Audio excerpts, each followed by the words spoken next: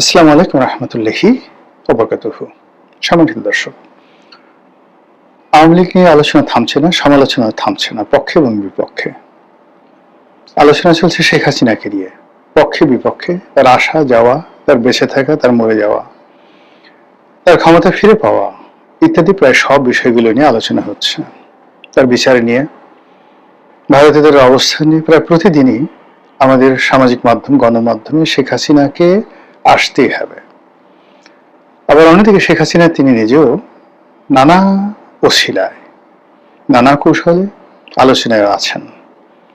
কখনো আমেরিকার পত্রিকা Washington post, the Telegraph, new York Times, Sunday Times, the Telegraph, এরকম বিখ্যাত বিখ্যাত পত্রিকা, ইকোনমিক্স থেকে শুরু করে ভারতের আনন্দবাজার, হিন্দুস্তান টাইমস, দ্য হিন্দু, সব জায়গাতে প্রতি মুহূর্তে এই কয়দিন পরপর একটা সাক্ষাৎকার দিয়ে, একটা বক্তব্য দিয়ে তিনি সারা দুনিয়া তোলপাড় করে বেড়ান।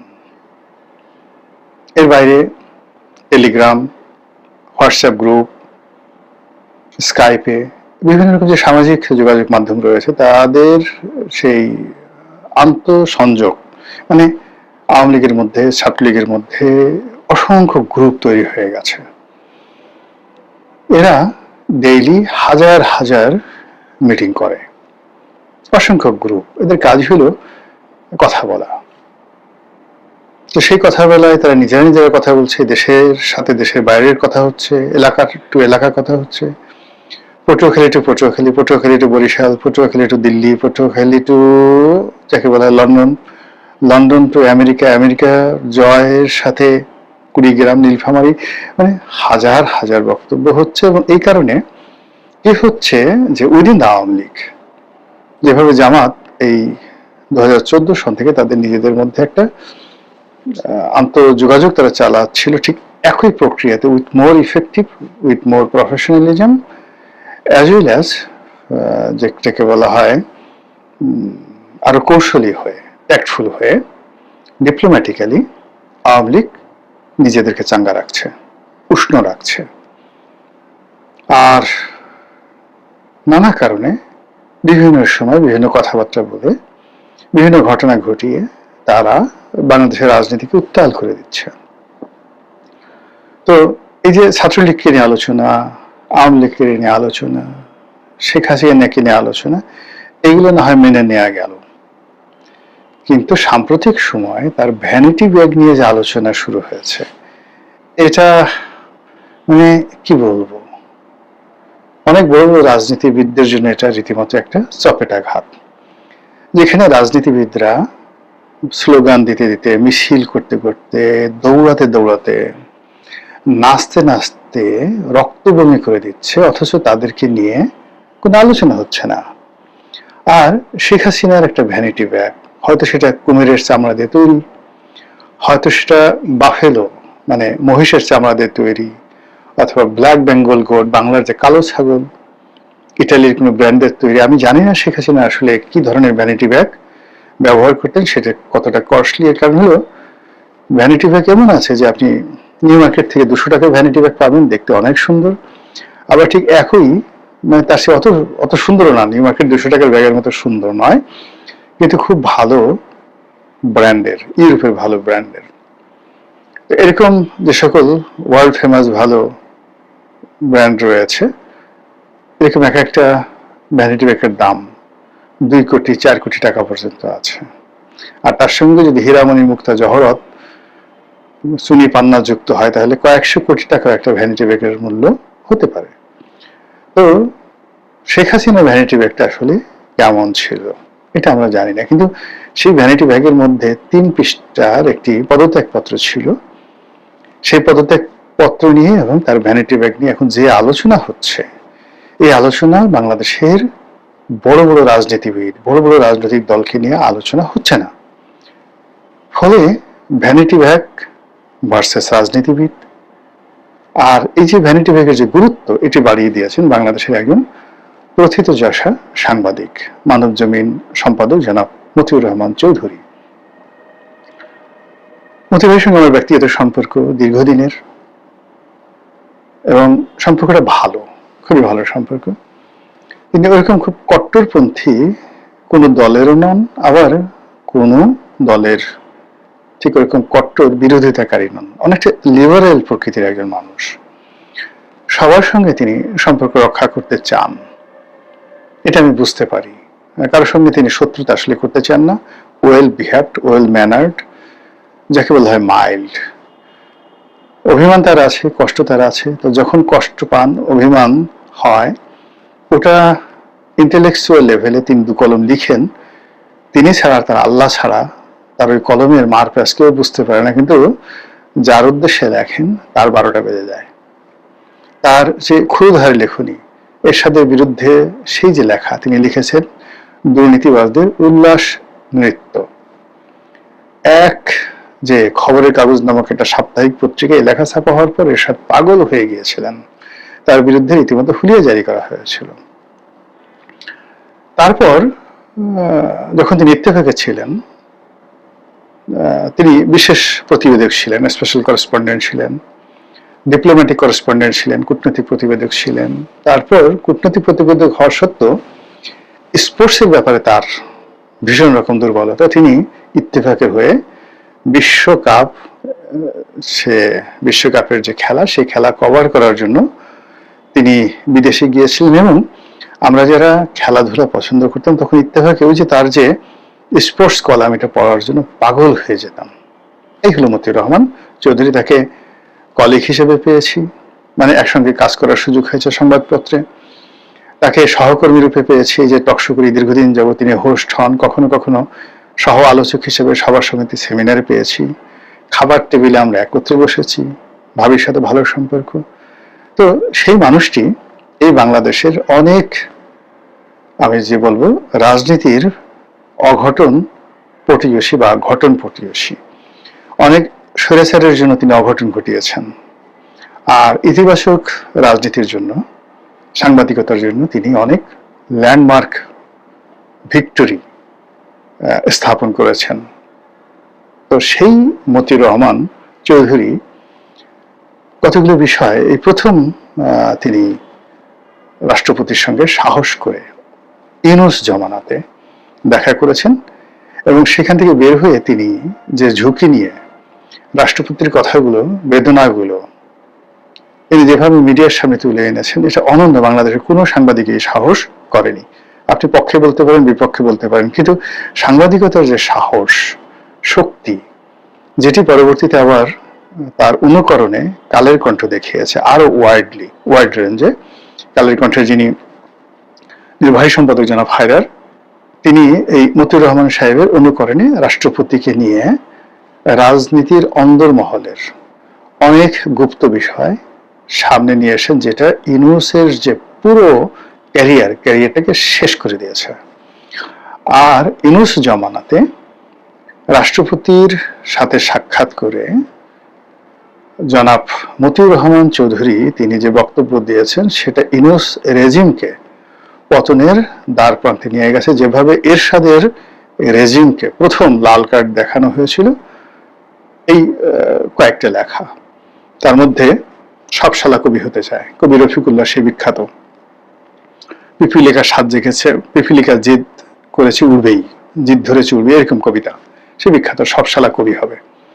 আর মতিউর রহমান চৌধুরীর সেই দুর্নীতিবাজদের উল্লাস নৃত্য, আর পটুয়া কামরুল হাসানের বিশ্ব বেহায়া। এটা হলো ইন্টেলেকচুয়াল জগতের 3টি মাইলস্টোন এরশাদের পতনের। আর রাজপথে জীবন্ত পোস্টার, সে নূর হোসেন, সেলিম দেলোয়ার, দীপালি সাহা, এরপর এরশাদের পতন। তদ্রূপ এই যে ডক্টর মোহাম্মদ ইউনূসের যে পতন হলো, বা শেখ হাসিনার যে পতন হলো, এই পতনের পেছনে মতিউর রহমান চৌধুরীর একটা বিরাট ভূমিকা আছে। এনিওয়ে, আমি এখানে যে জিনিসটা এই মুহূর্তে বলতে চাই, সেটি হলো এই যে শেখ হাসিনার পদত্যাগ পত্র নিয়ে রাষ্ট্রপতি যে প্রশ্নটি তিনি করেছিলেন ইউনূসের জমানাতে, এবং সেটা ইউনূস সামাল দিতে পারেননি। সেটার পক্ষে বিপক্ষে কিচ্ছু দাঁড় করানো যায়নি, ওটাই স্টাবলিশ হয়ে গেছে যে তার পদত্যাগ পত্র নেই। এখন ঠিক সেই পুরনো বক্তব্যটি আবার নতুন একটা মোড়কে তিনি ভরে দিলেন, অর্থাৎ সেই পদত্যাগ পত্রটি জনাব মতিউর রহমান চৌধুরী তিনি ভরে দিলেন শেখ হাসিনার ভ্যানিটি ব্যাগে। এবং যে ভ্যানিটি ব্যাগটি এটা চেয়ারের উপর পড়েছিল তার বক্তব্য অনুযায়ী, তিনি নিতে ভুলে গিয়েছিলেন শেখ হাসিনা। যখন তার সেই ভ্যানিটি ব্যাগের কথা মনে পড়ল তখন তিনি সেই ভ্যানিটি ব্যাগটা আনতে বললেন এবং ভ্যানিটি ব্যাগটি হেলিকপ্টারে উঠে গেল। এই ঘটনা, এই কাহিনী, এই উপন্যাস, এই গল্প আমরা জানতাম না। এটা অবশ্যই সত্য। এর কারণ হলো, যদি আপনি তার অতীত ক্যারিয়ার দেখেন মতিউর রহমান চৌধুরীর, তিনি বোগাস কোনো গল্প তৈরি করেন না, অপ্রয়োজনীয় কোনো কথা বলেন না, এবং তিনি যখন কোনো একটা বিষয় মার্ক করেন বা সৃষ্টি করেন ওটা ইতিহাস হয়ে যায়। শেখ হাসিনার জামানাতে তাকে পালিয়ে বেড়াতে হয়েছে এবং শেষ সময় বেশ কিছুদিন, প্রায় বছরখানেক তিনি প্রাণ ভয়ে লন্ডনে ছিলেন। এরশাদের জামানাতে একই অবস্থা তার হয়েছিল। সেই তুলনায় বেগম জিয়ার জামানাতে, দুই জামানাতে, বা এই বর্তমান তারেক জিয়ার জামানাতে তিনি his in a better position. তো এই বেটার পজিশনে থাকা অবস্থায় তিনি এই যে ভ্যানিটি ব্যাগের কথা বললেন, 3 পৃষ্ঠা পদত্যাগপত্রের কথা বললেন, আর ভ্যানিটি ব্যাগটি গণভবনে না রেখে তিনি যদি বলতেন যে এটি হারিয়ে গেছে, তাহলে হয়তো মিথ্যা কথা বলা হতো, কিন্তু সরকার স্বস্তি পেত। কিন্তু তিনি যে কথাটা বললেন, এতে করে সরকারের মধ্যে কিন্তু মারাত্মক আতঙ্ক তৈরি হয়েছে। আর সবচেয়ে বেশি আতঙ্ক তৈরি হয়েছে জেনারেল ওয়াকারুজ্জামানের। তারপর আতঙ্ক তৈরি হয়েছে প্রেসিডেন্ট, বর্তমান যিনি প্রেসিডেন্ট শাহাবুদ্দিন চুপ্পুর। আতঙ্ক তৈরি হয়েছে বর্তমান প্রধানমন্ত্রী তারেক রহমান সাহেবের, এবং জামাতের আমির তিনিও আতঙ্কমুক্ত নন।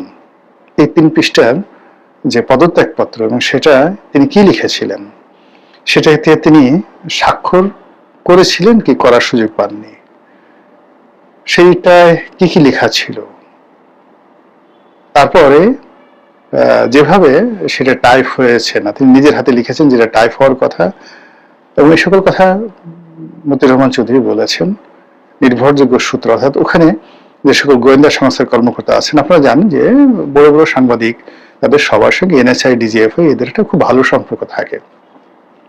এখন দেশের বাইরে থেকে যেমন জুলকারনাইন সাহেব তিনি বক্তব্য দিচ্ছেন, অনেক একেবারে গোপন সব ছবিগুলো প্রকাশ করে দিচ্ছেন।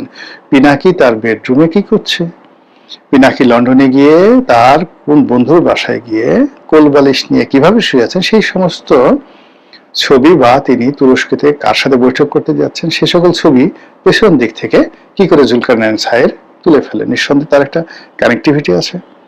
তো জুলকারনাইন সাহের বয়সে মতি ভাইয়ের ছেলের বয়সী, আমাদেরও অনেক ছোট বয়সে, জুলকারনাইন সাহের একেবারে ছোট বয়সী।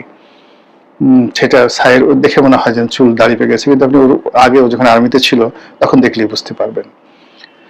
তো সেই জুলকারনাইন সাহের যদি কানেক্টিভিটি এই পর্যায়ে হয়, social connectivity, the international connectivity, তারপর তার যে ডিপ্লোম্যাটিক কানেক্টিভিটি, গোয়েন্দা কানেক্টিভিটি, সেক্ষেত্রে মতিউর রহমান চৌধুরীর কানেক্টিভিটি কোন পর্যায়ে এবং কতটা অথেন্টিক হতে পারে। কাজে তিনি যে এই যে ভ্যানিটি ব্যাগ তথ্য দিয়েছেন, ভ্যানিটি ব্যাগ আলোচনায় দিয়েছেন, এটা থামবে না, এটা চলতে থাকবে, এবং এটা আমাদের এই জাতিকে ভোগাবে, অনেক অনেক ভোগাবে। আমার এখন প্রশ্ন যে মতি ভাই হঠাৎ করে এই ভ্যানিটি ব্যাগ সামনে আনলেন কেন? তিনি তো না আনলেও পারতেন, তিনি কেন এই প্রসঙ্গটি সামনে আনলেন? তিনি এমনি এমনি আনেননি। নিঃসন্দেহে এটার পেছনে তার অনেক যুক্তি আছে, উদ্দেশ্য আছে, হতে পারে মহৎ উদ্দেশ্য আছে। এগুলো এক।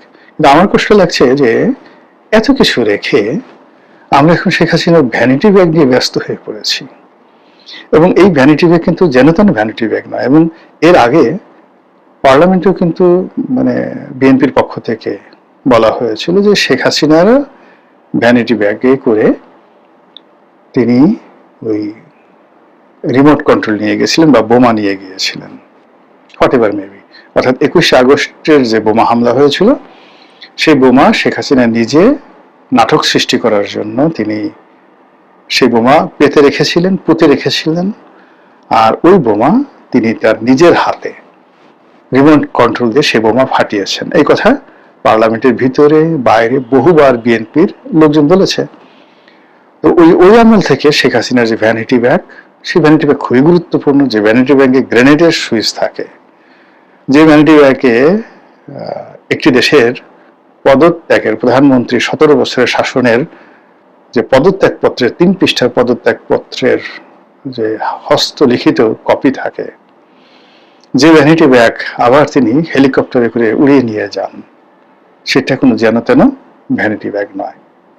এই ভ্যানিটি ব্যাগ আমাদেরকে কোথায় নিয়ে যায়?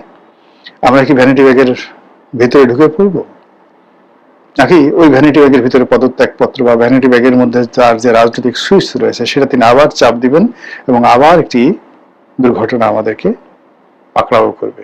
কি হয় একমাত্র আল্লাহই বলতে পারবেন। আসসালামু আলাইকুম ওয়া রাহমাতুল্লাহি ওয়া বারাকাতুহু।